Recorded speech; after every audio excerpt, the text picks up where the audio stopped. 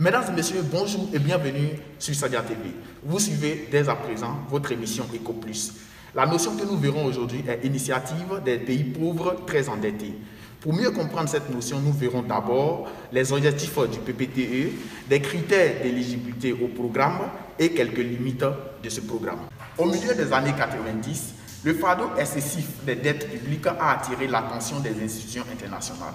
C'est dans l'optique de faire face à ce phénomène que l'initiative PPTE a été lancée en 1996 par la Banque mondiale et le FMI en faveur des pays pauvres très endettés, destinée à alléger la masse excessive de leurs dettes extérieures. Mais cette initiative a-t-elle la chance d'atteindre l'ensemble de ses objectifs? La réponse à cette question fera l'objet de notre analyse. En ce qui concerne les objectifs du PPTE, il faut comprendre que l'initiative Pays pauvres très endettés, Heavily Indebted Poor Countries en anglais, est une initiative qui vise à assister les pays plus pauvres du monde en rendant leurs dettes extérieures soutenables. Ce programme fut lancé par l'action conjointe du Fonds monétaire international FMI et de la Banque mondiale en 1996 pour maintenir la dette à un niveau gérable et soutenable. Il a subi une révision et une réforme en 1999. Initiative PPTE renforcée. Le programme PPTE concerne 42 pays en septembre 2006, dont les 3 quarts sont situés en Afrique subsaharienne, 40 pays fin août 2006. Quels sont les critères d'éligibilité au programme PPTE? Pour qu'un pays soit éligible à l'initiative PPTE et PPTE renforcée, il faut respecter 4 critères.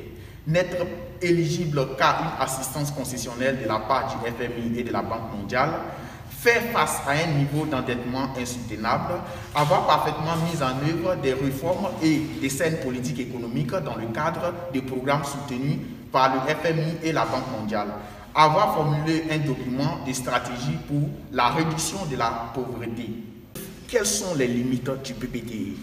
Derrière ces effets d'annonce se cache une initiative complexe n'aboutissant pas à l'intégration ou à la réduction significative des dettes de certains pays très endettés.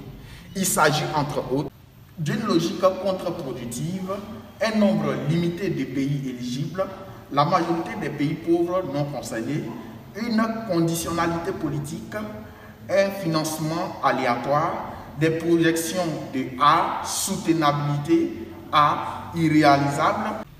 En définitive, il ressort que l'initiative PPTE a été mise en place pour alléger les dettes extérieures des pays pauvres. Cependant, des critères d'éligibilité font exclure certains pays dans une situation délétère. En ce qui nous concerne, ces critères doivent être allégés pour une intégration harmonieuse des pays pauvres.